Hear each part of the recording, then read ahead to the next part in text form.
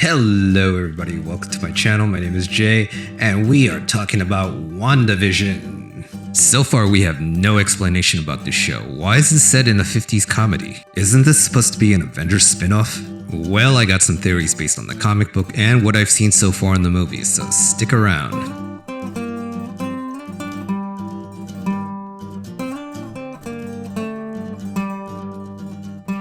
Well, to begin with, Vision died when Thanos pulled out the Soul Stone in Avengers Infinity War. And because he wasn't dusted like the other half of the universe, when they restored the lost souls in Endgame, he didn't come back. But where did he go? The Russo brothers only hinted that he might be in the Soul Stone. And if he is, how is he in this show? And why did they present it the way they did? This show doesn't come off at all like a superhero series.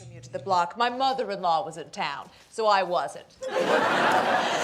This is straight out of the sitcom Bewitched, with the neighbor clearly a reference to Agnes Moorehead, the mother of Bewitched. From the opening animated sequence down to the laugh track, they recreated a piece of television history.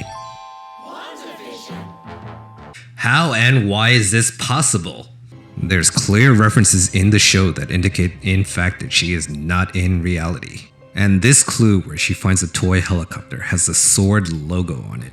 I mean, it's straight out of the Truman Show. And if you're not familiar with SWORD, they're actually a splinter division of S.H.I.E.L.D. and they monitor extraterrestrial activity on Earth.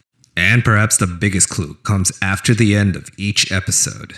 Someone is watching Wanda's life like a TV show, and you'll note the SWORD insignia in the cornered left and the notepad in front of them. But the biggest clue that someone is conducting some kind of MK Ultra mind experiment comes at the end of episode 2. Wanda. Who's doing the C, Wanda? Wanda. Okay, so our biggest clues are going to be drawn from the references of the source material itself, the comic books. First off, notice the hexagon framing of Wanda and Vision at the end of each episode. Wanda's power itself is called hex magic, and she actually has the ability to warp reality itself. Her storyline is very complex, but at one point she had 2 baby boys, Tommy and Billy.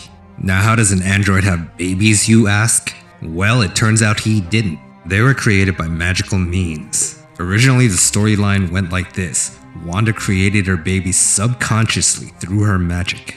But the story was really never well received, so poor little Tommy and Billy were written off in the strangest way possible.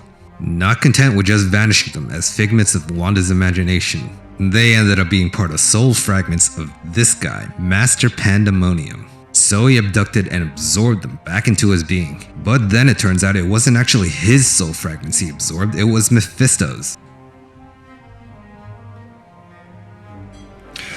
Who thought that was a good idea?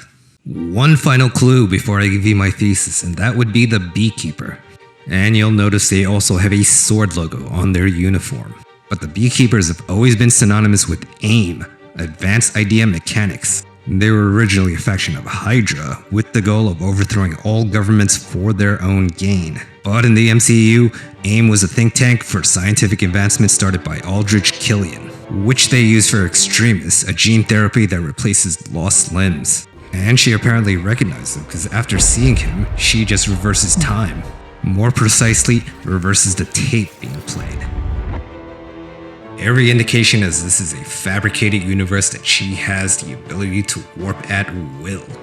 And Iron Man Tony Stark created a supercomputer, Plato, Piezoelectric Logistical Analytical Tactical Operator, which has a virtual reality training room. And Tony Stark also created the Hex mainframe computer, which combined with Wanda's powers proactively predicts events to determine where the most danger is. Kinda like that movie Minority Reports. So, is Wanda stuck in a computer simulation where using her hex magic she's managed to alter the program? And the computer is also powered by the Soul Stone, which is why she's getting visions of Vision. And is the computer part of SWORD who is monitoring her under a transcendental meditation? And did AIM operatives infiltrate the SWORD organization so they can hack into the mainframe and run interference where Wanda is running around in the Matrix? These are all just speculations. Who knows if the MCU is going to actually go in this direction, only that they have a history of taking the source material and spinning their own story.